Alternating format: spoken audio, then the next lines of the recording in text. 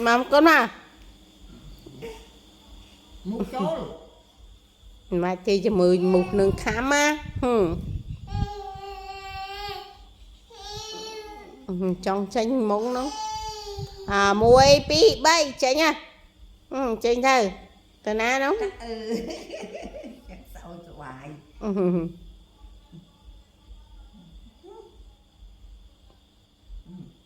chọn nơi cái mông nha thế đấy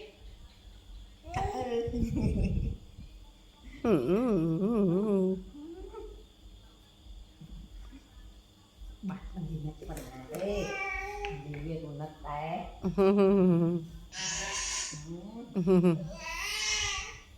nè tên nè ở dưới bờ thì đó chạy bờ nâng